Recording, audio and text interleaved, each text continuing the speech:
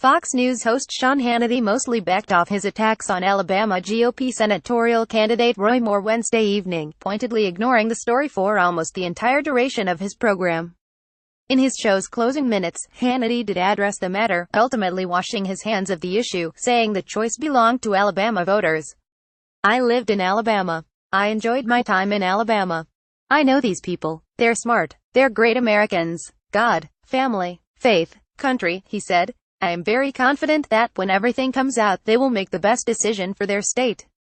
Also read Sean Hannity casually claims that he and his panelists are being surveilled illegally. That's a significant reversal from the fire and fury of Tuesday night's program, when Hannity railed against Moore and said his answers to questions during a radio interview last week were insufficient and that he needed further explanation within 24 hours.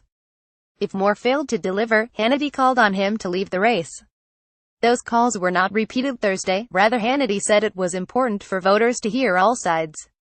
"The people of Alabama need to know the truth, and they got to have all the facts that they need, and that means that the Alabama voters can make an educated, informed, inclusive decision for their state when they go to the polls," he said. "We have told you everyone's point of view. The accusers continue to have an open invitation to come on this show." In the words of Politico's Jason Schwartz, Hannity is like the dad who counts to 3 and then does nothing. Jason Schwartz at Jason Schwartz, November 16, 2017. Megyn Kelly calls Trump out on women. Trump famously feuded former anchor Kelly after she asked him a tough question at a Republican primary debate about derogatory statements he's made about women. Trump took it personally, judging by his response on Twitter and in interviews. He later famously said Kelly must have had blood coming out of her wherever regarding the question. Watch the debate question here. Kelly to Trump. Facts matter. Trump kept hammering at Kelly on Twitter and elsewhere. When he called her out for not using the IBT poll when he was leading the Republican primary field, Kelly rebuked him with a tweet showing she did use the poll. "Facts matter," she wrote.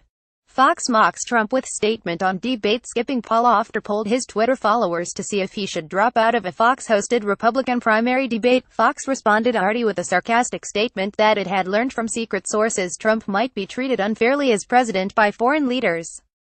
Bill O'Reilly calls out Trump's tweet with totally wrong stats. The O'Reilly factor grilled Trump in a November 2015 interview about his tweet that erroneously said black people killed whites at a rate of 81%, while whites kill blacks at a rate of 15%. O'Reilly told Trump, "You should anti-tweet."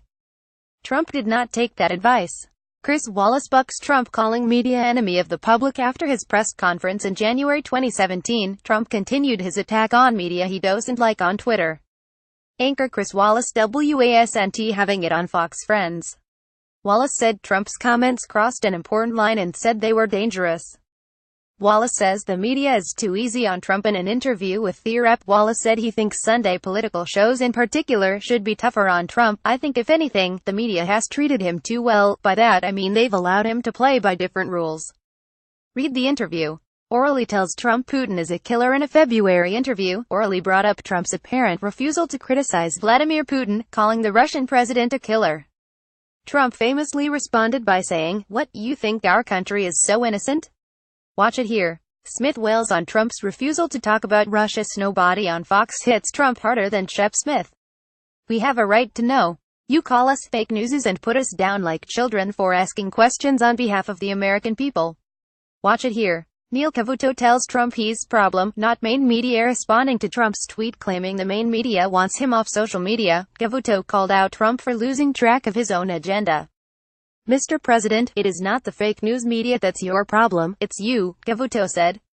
Watch it here. YouTube. Smith blasts Trump administration on Russia. Lie after lie after lie. Shep Smith was at it again following the news breaking about Donald Trump Jr.'s meeting with a Kremlin-linked lawyer.